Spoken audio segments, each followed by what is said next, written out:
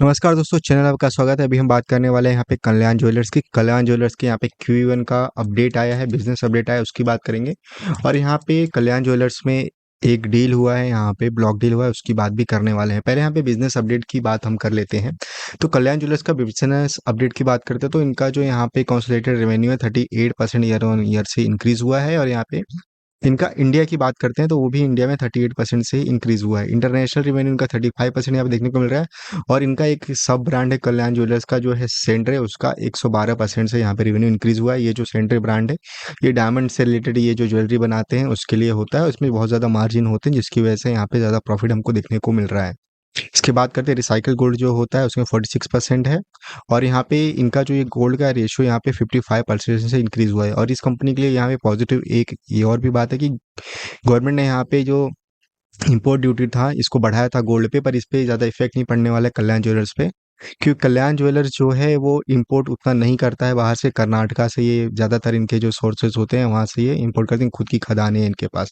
इनके हम बात करते हैं कितने स्टोर्स अभी कल्याण इंडिया में बात करते हैं 354 है, और मिडल ईस्ट में 38 है इनके, यूएसए में 2, यूके में 1 है। और ये सेंटर की बात करते हैं तो सेंटर इनका जो सब ब्रांड है वहाँ पे 129 इनके अभी स्टोर्स खुल चुके हैं। और इन्होंने अभी क्वार्टर 1 की बात करते हैं FY27 की, तो यहाँ पे 12 नए शोरूम्स खोले हैं। और 5 यहाँ पे सेंटर को लेके यहाँ पे 5 नए यहाँ पे शोरूम्स यहाँ पे खुले हुए हैं। और इनका जो ये मिडल ईस्ट में यहाँ पे देखेंगे, मिडल ईस्ट में इंक्रीज हुआ है इतना ज़्यादा। यहाँ पे जो पॉलिटिकल जो टेंशन थी उसके बाद भी यहाँ पे इंक्रीज हुआ है। और इसकी ब्लॉक डील की बात करते हैं, यहाँ पे एक डील हुआ है यहाँ पे कल्याण ज्वेलर्स में, उसकी बात भी करते हैं।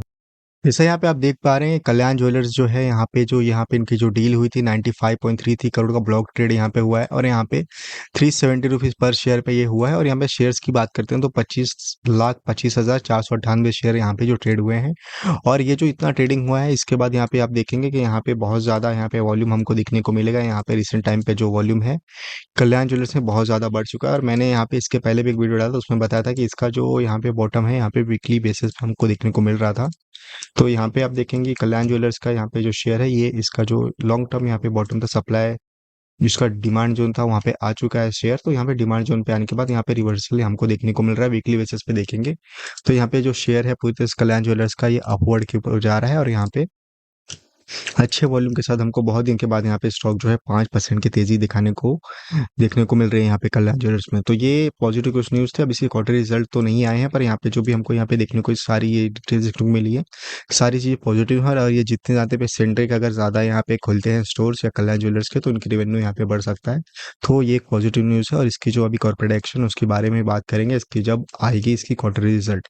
तो अब इसके चार्ट की बात भी कर लेते हैं। तो ये अपने अभी डिमांड जोन पे है कल्याण ज्वेलर्स का। पर अभी इसका लॉन्ग टर्म ट्रेंड देखेंगे तो लॉन्ग टर्म ट्रेंड जो है इसका कल्याण ज्वेलर्स का, ये अभी तक पॉजिटिव नहीं हुआ आया है। यहाँ पे आप देखेंगे जो स्टॉक है यहाँ पे इसको ब्रेक करता है, इसको ब्रेक करने के बाद ही हमको पॉजिटिव अपसाइड देखने को मिल सकता है। क्योंकि यहाँ पे स्टॉक देखेंगे स्क्वीज होते जा रहा है। इसकी जो यहाँ पे हम इसको हटा के मैं आपको दिखाता हूँ, कुछ इस तरह का आपको पैटर्न देखने को मिला है कि ये जो स्टॉक है, इसमें स्टॉक गिरने के बाद, ऊपर जाने के बाद इसकी ये जो है, ये धीरे धीरे आप देखेंगे ये कम होते जा रही है। ठीक है, मतलब इसकी जो गिरावट है यहाँ पे धीरे धीरे कम होते जा रही है। मैं आपको यहाँ से समझाता हूँ, इसको लगा के ये देखें।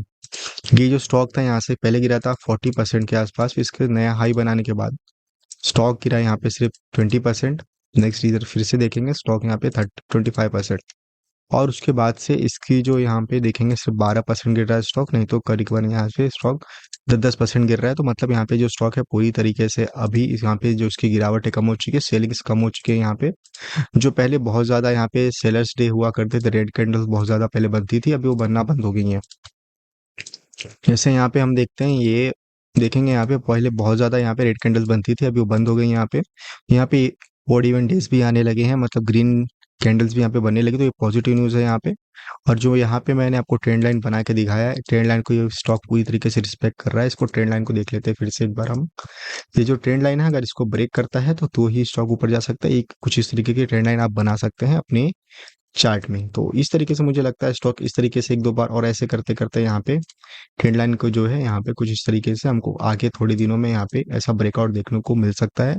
तो तब तक यहाँ पे कोई एंट्री मुझे तो नहीं दिखती है जब तक यहाँ पे कोई खास ब्रेकआउट नहीं आता। और जो ब्लॉक डील हुआ है वो भी एक पॉजिटिव न्यूज़ है। और इसके जो फ्यूचर ग्रोथ के प्रोस्पेक्ट हमको देखने को मिले Q1 के अपडेट में, वो भी पॉजिटिव देखने को मिल रहे हैं कल्याण ज्वेलर्स के लिए। Thank you.